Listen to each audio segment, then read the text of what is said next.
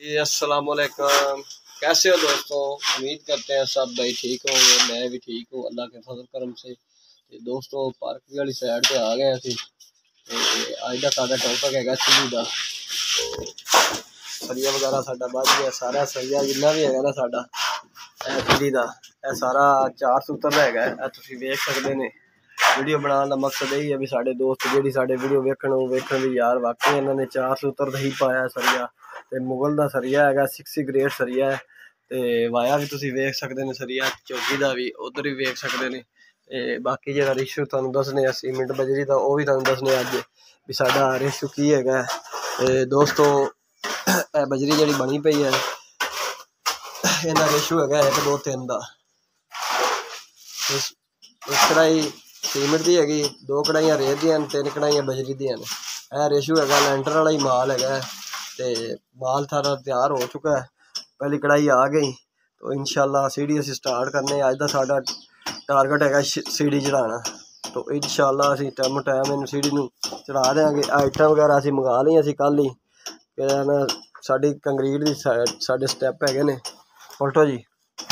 तो स्टैप के अगे जो रोक लाने वास्ते जी ने इट मंगाई मैं कंक्रीट की किसी ने स्लैब भी हैगी। तो इंदा अड्डे जिन्ने भी है स्टैप वगैरह वो सारे कंक्रीट के ही हैं। इस वास्ते कड़ा इट्टां असी मंगाइया ने अगों टक्कर रोक लाते जावांगे स्टैपां दे। तो इंशाल्लाह साडा कोल टारगेट है सीढ़ी का जिन्नी जल्दी हो जाएगा इन चढ़ा के फारग हो जाएगा। तो जिस तरह असी काम शुरू करने तुहानूं दिखाते जावांगे भाईजान। बाकी साडी वीडियो अच्छी लगे तो साडे चैनल को सब्सक्राइब करें, लाइक करें। तो आगे दिखाते हैं आपको।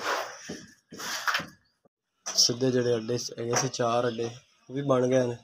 तो जोड़े चौकी के है चीरवें अड्डे तकरीबन 2 तैयार हो गए हैं। तो तीसरा जोड़ा है ना बजरी खत्म हो गई।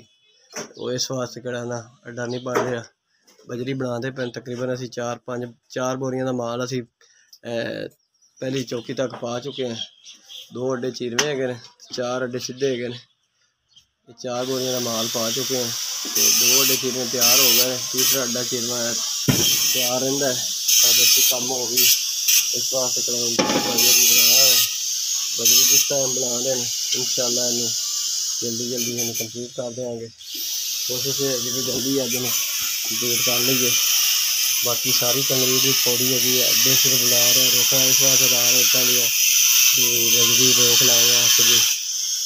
क्योंकि कोई लोगों को फटियाँ भी होंगे पूरे पमैश दियाँ फिर असी फटियाँ नहीं मंगाइया। साढ़े कोई इट्टी हैगी इट्टां की असी रोक लाई जाने टक्कर अड्डे की।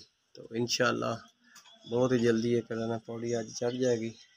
बाकी मजीद तुम कमेंट में बताना भी पौड़ी सही चढ़ी है या नहीं।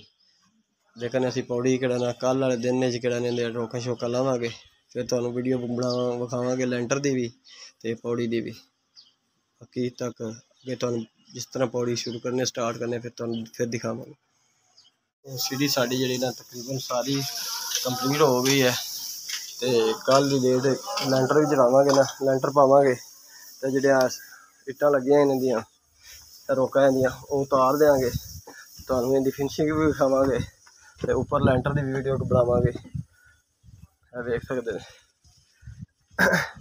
सारी कंक्रीट की पौड़ी हैगी। इट्टां की सिर्फ रोक लाई है अड्डे बनाने वास्ते। तो बाकी इंशाल्लाह कल लैंटर की भराई साडे दी। तो लैंटर भरांगे नाले तुहानूं भाई नूं लावांगा इहदे अड्डां दी इट्टां उट्टां भी लावांगे। उम्मीद करते हैं आज की साडी वीडियो तुहानूं अच्छी लगी होएगी। अच्छी लगे तो मोहम्मद अमीर चैनल को सब्सक्राइब करें, लाइक करें, दुआओं में याद रखें। अल्लाह हाफ़िज़।